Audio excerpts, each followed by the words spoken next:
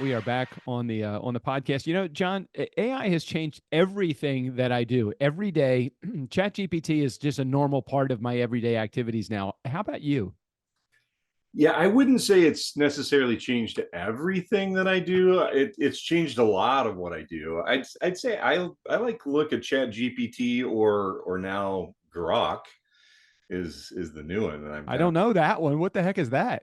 Yeah, that is Elon Musk's version that Oh, is of course just getting started, and yeah. it'll come back with like funny, sarcastic responses, as you might imagine anything from Elon Musk would have.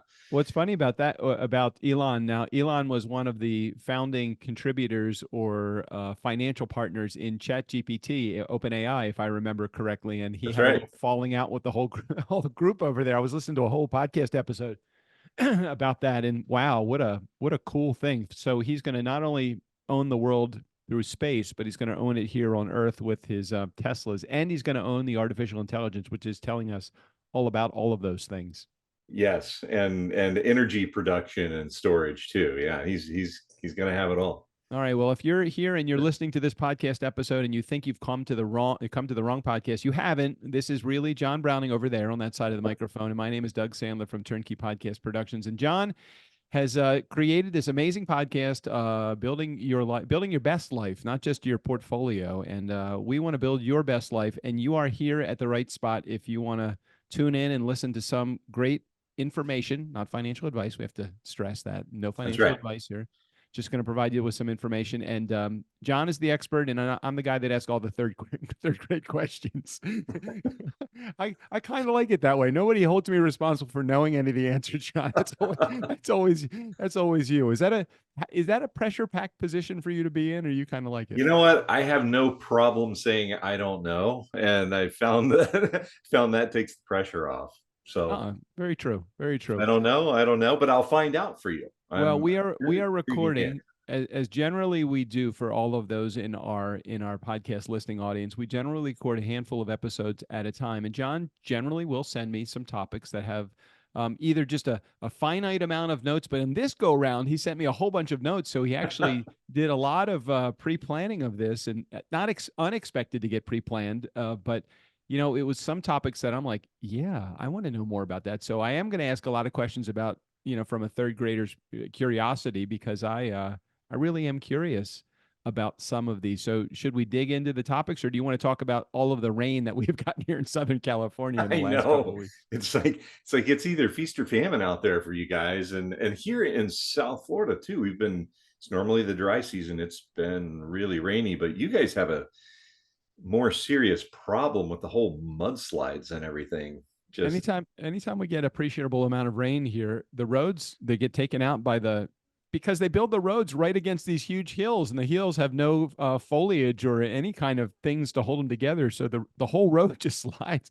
I just hate to say it, but I'm glad my house isn't built on one of those hills. yeah. Yeah, that's kind of a mess out there. So they think this is going to continue for the foreseeable future Well, for like the next month or two, or I'm looking outside right now, and it is sunny, and it probably is in the upper 50s, low 60s. So it's pretty typical for January, February weather. We generally get maybe 90 days of winter, which is our rainy season, and then it won't rain again from literally March, maybe the end of March, middle of March. It won't rain again until December of the year. So so uh, my, maybe reprieve is coming. I park my convertible in the garage with the top down, and then I bring it out with the top down. And my convertible has not been up in probably 3 or 4 years now. Oh wow, will it go back up now? Right? It might not. It's a 65 Mustang convertible, so it may not ever go up again. But you know what? It's okay. I have the That's okay. I have the old truck in the driveway to help get me around if I need to move around from one spot to the other. Yeah. All right, let's dig into today's topic. I think this is a great one, and we don't even necessarily need to put a number on it, but for the sake of the title of this, we're going to put a number on it. 5 reasons you may not be living in financial peace.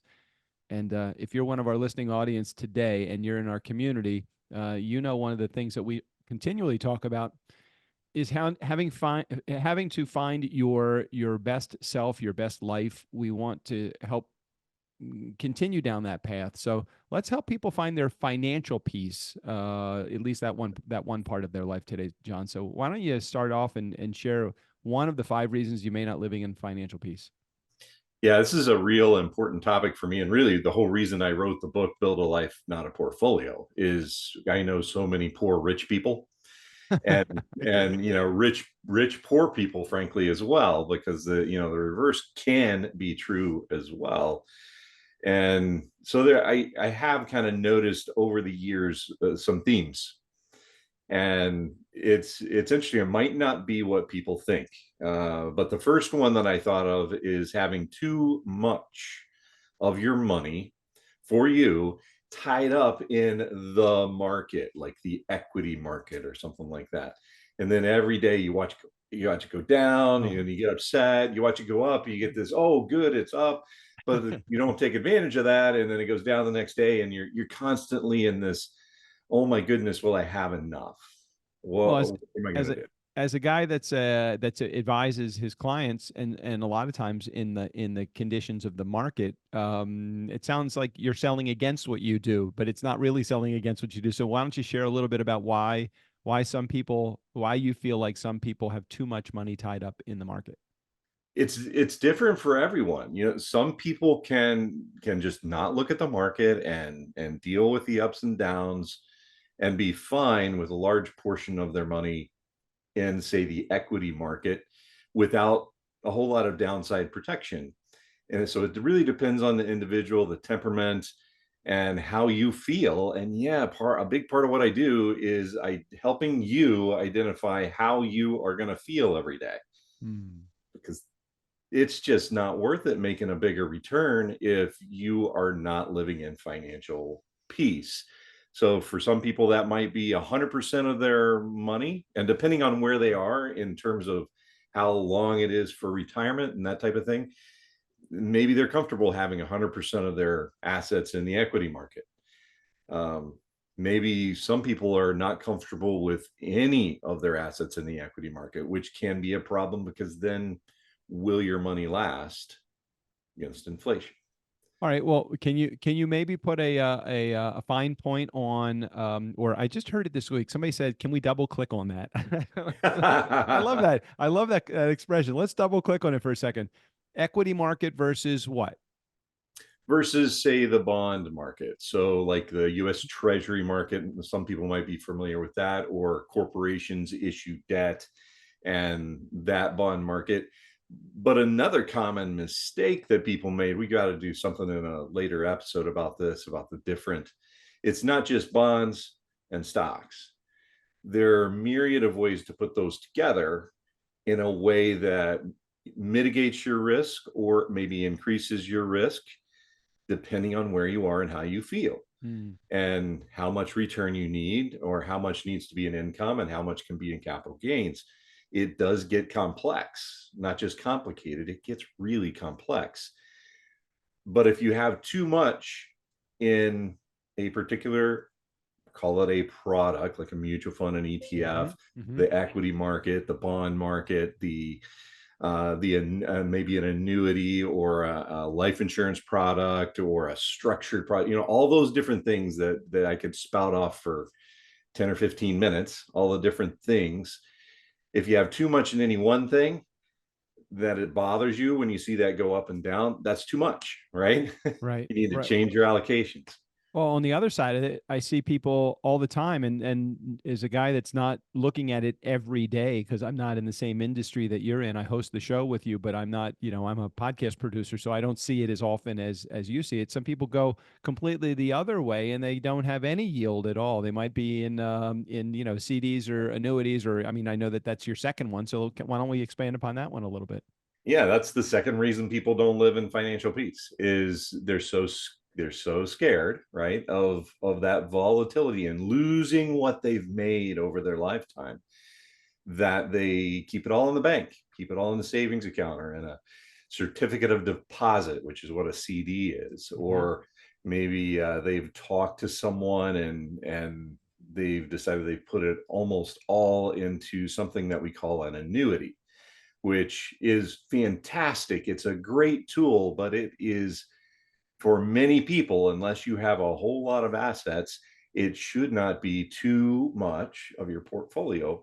And then they don't live in financial peace because they are not seeing their money grow or produce enough income that it's keeping up with inflation and keeping up with their expenses. So then they're uptight and they're not living in peace. That's number two.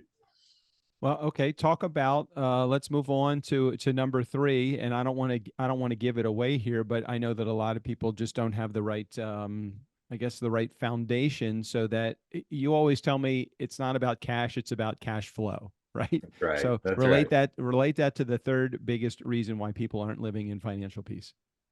Right. This is where people have, and it is a very common, nothing to be ashamed of, because it's a little bit difficult to grasp the concept of not enough consistent cash flow.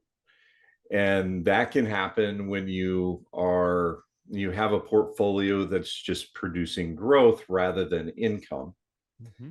And if you switch things around with the right mix, you can have income take over where that growth used to be. And generally speaking, that's when you're actually in retirement and you're living on your funds that you've built up over the years, your savings rate.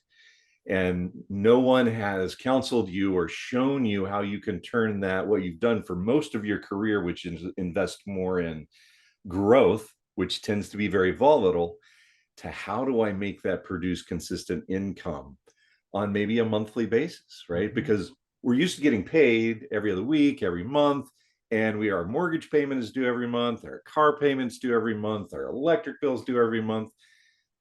How do I get that to be a steady number? And suddenly I don't have enough cash flow to meet my monthly needs, and then I'm not living in financial peace once again. Is this a choice of, or is this a problem of diversification or lack of diversification, or is it something else? Because I hear what you're saying, and I know that going in one direction or the other solely is never a good idea. You know, diversification is important, but how much does diversification play a role in finding financial peace? Okay, diversification is one piece of the puzzle, and it's important. And it's really easy in today's world where you see the big tech names and artificial intelligence names and all of that really flying high. And, this big growth numbers every once in a while. You'll see huge growth in a day or in a week or in a couple months or something like that. It's easy and it's tempting to over allocate to those sectors, and then you become less and less diversified. Hmm. But it's also about the type of instruments that you use. And probably the biggest misnomer out there is that there's only fixed income or bonds and only stocks. But there are ways to have exposure to the growth and yet have it produce real cash flow income. And 15 years ago, even 10 years ago, those things didn't necessarily exist. They do now. Hmm. They didn't exist for us real people, us Right. little people. They existed for the 100 millionaires and billionaires. They could structure products and all that to produce what they needed. Now, as an individual investor with a regular amount of assets, we can create something for you to create that cash flow. Hmm. So I don't know if that answered your question. Yes, it's about diversification, but it's more about how you invest, what types of things that you invest in to create that cash flow. And it's not just about bonds versus stocks. Talk about not what you invest, but how you invest and who you invest with. I think relationships play a key role in arriving at retirement or in a place where you have some financial peace. This isn't even related to the products or the services that you choose. It's Right. related to your partner and the relationships that you have in life. Like I love your examples that you share here. So maybe share reason number 4 why you may not be living in financial peace if you're listening to this episode right now. So this is a really big one. And like I said, it has nothing to do with investing, right? And well, this is normally about investing and how to do it, but it's also about big part of what we do is about building your best life. And when you are married or you have a significant other that you're sharing your life with, it is extremely important.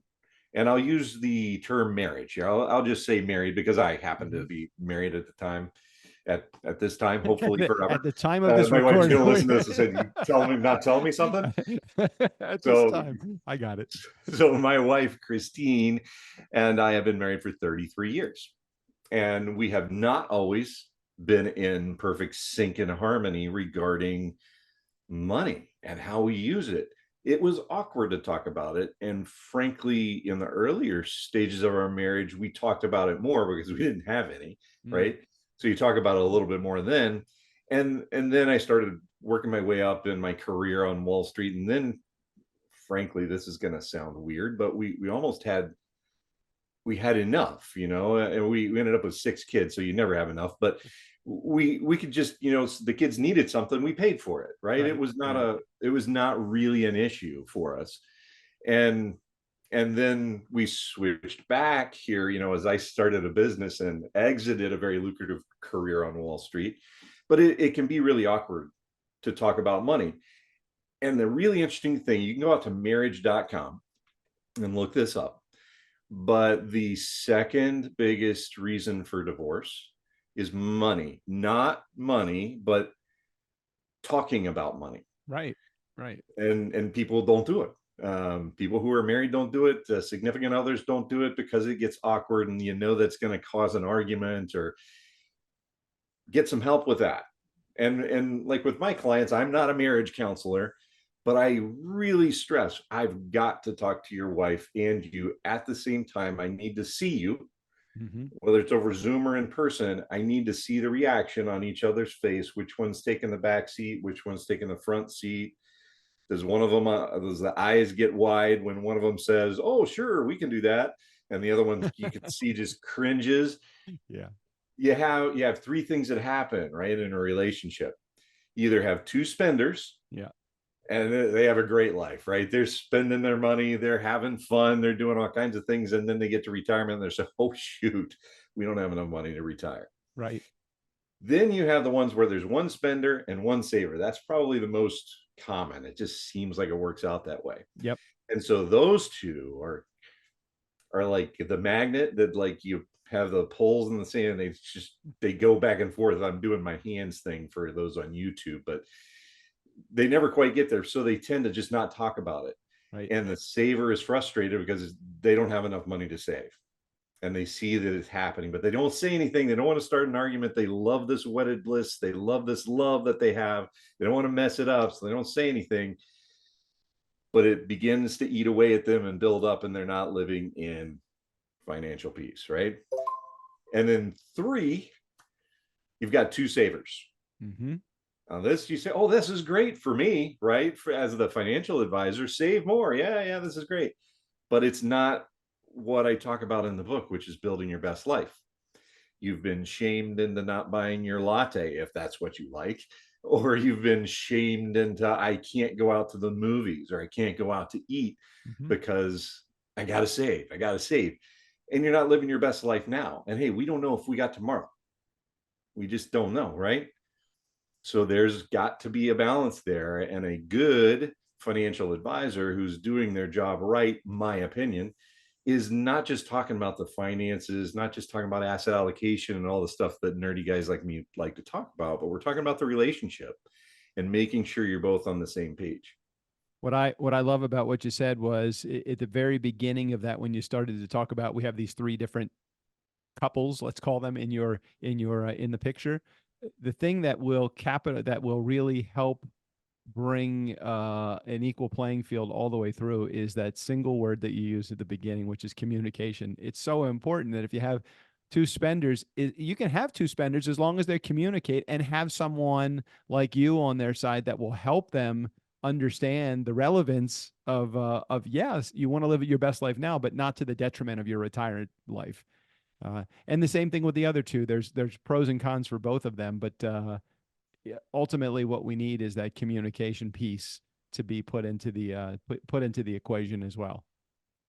Exactly right. And sometimes you just need somebody else, independent, third party, not a relative, to sort of stand in the middle and maybe point out, hey, I don't know if you noticed or not, but your wife or your husband just had a little bit of a maybe negative response. Tell me if I'm wrong. And we kind of make light of it a little bit just Mhm. to make it easier to talk about. But some really interesting conversations have resulted in some of those beginning meetings until we kind of get in a groove with new clients. All right, then you got number 5 on the list. I wouldn't think that social media would enter into the equation, but as I read it, as you shared it with me before this episode, I keep thinking now, wow, you are 100% right. So why don't you tell us the fifth way, the fifth reason why somebody might be not be living in financial peace? So this one is frankly a big one, and it's getting bigger, and it didn't exist 10 years ago, right? Yeah, It yeah. really didn't. And it comes back to this whole thing that we're talking about, it seems like every day in the news, which is AI, or artificial intelligence. And artificial intelligence has been around for a long time.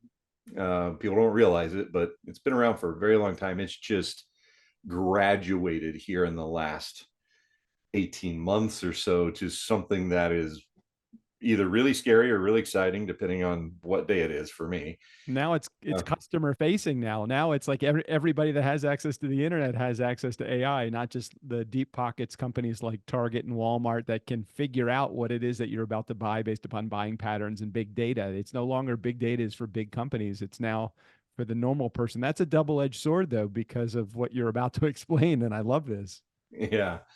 So this is what happens when you go on not just social media, but when you go on, like most people, not everybody, I still get a hard copy of the Barons each week, Really? just because I like it.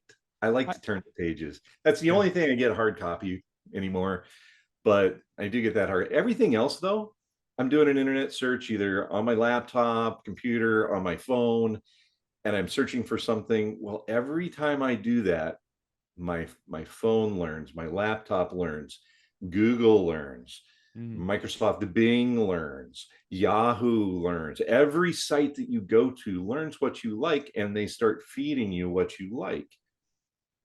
So what we don't realize, and this is really bad for someone who wants to be a critical thinker and Hmm. really question everything, which is what I do.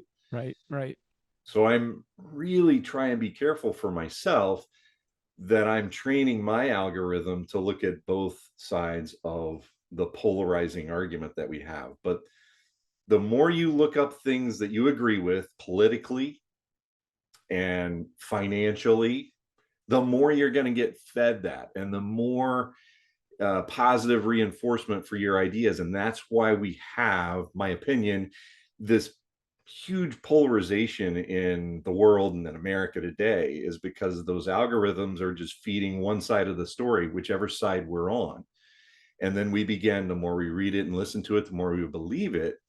So one side of that story, and you're doing your searches, how can I make more money, or what's AI got to do with investing? And suddenly you're getting all these high risk, high growth companies that are saying, "Oh, this is the best thing since sliced bread. You should own all of it. You should, put it all in your Right, portfolio. right.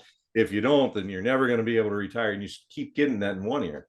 The other side, somebody who's ultra conservative, gets in their ear. Oh my goodness, all this stuff is going. We're headed into recession. We're everybody's going to lose their job. The world is ending. The government's going to take all your money next year. they start getting all that, and that's all they begin to hear, because the algorithms from social media and the news outlets reinforce that. And so you're not living in financial peace, because either you're going up and down too much on the one side, or on the other side, you're not living in financial peace because you think everything's going to disappear next week. Yep. Right. Totally agree. And if you don't think that this is true, if you're in our listening community, it's not just the shopping carts that you put something in and then abandon and come back later and you see the same ad for Apple. It's go to a news channel or go to anything relevant to a news topic that you're interested in. All of a sudden, you'll start seeing more posts like that on social media. Facebook has and Google has a way of maneuvering and manipulating the data, so you're seeing exactly what they want you to see. It's not a conspiracy. It's the truth. No, it's just the reality of what happens. They think that you're interested in that. So the more you look, the more they send you. The more you look, the more they make money from advertising and everything else. So sure, they're going to feed you what you like to see. I mean, if anybody who's spent any time at all on YouTube, and this is horrible. It's a horrible time waster. And I am terrible at it, because when I want to relax and just turn my brain off, which I do every once in a while, I look at YouTube and those little shorts. Yep. It's everything I like to see. It's guys like working with wood. It's weird stuff that I just like to do, and I can turn my brain off. And that's all that's in my feed anymore. Bunch of nature pictures and beautiful places around the place I want to travel. That's all in there. It's just, they are really good at it. Oh, totally. Well, it's a bazillion-dollar industry, so of course it will. Yes. It works for them, so they're gonna continue it. Okay, so we covered a lot today. We know we brought you a little bit more content. We thought it was relevant content. We knew it was going to be a little bit longer episode. We're glad you stuck with us till the very end. If you at all are concerned about living in a space where you find financial peace and you don't quite know how to get there, my suggestion would be the easy path, which would be hit the easy button and text the word life to 321-421-5213. That's the word life. Text that word, L-I-F-E, to 321-421-5213. And that will get you all sorts of information from John, so that you can get in touch with him and his organization. What exactly happens when they text the word life to 321-421-5213, John? They will get a link on their phone that you can click, and it doesn't put any, that one doesn't put any cookies or anything else on your phone. I don't do that. Cookies, by the way, are the things that how they learn the AI. I don't do that with mine. It's just information for you. It's got it's basically my digital business card, and also includes a link where you can schedule a call down lower right hand corner. You click that, put in your information when you'd like to schedule a call. It goes directly onto my calendar. It's on my calendar, not a member of my team's calendar. Mm-hmm. So it's really simple to use. Little video there for you to watch if you'd like. Nice. So instead of heading over to YouTube and watching the shorts, you can watch John and his shorts. Yeah, that's right. For those of you, if you want to continue building your best life, do that. Text the word life to 321-421-5213. All the information will be there in the show notes. John, thanks for sharing your wisdom. Yet another episode back next week again with you for more fun info. All right. We'll see you next week.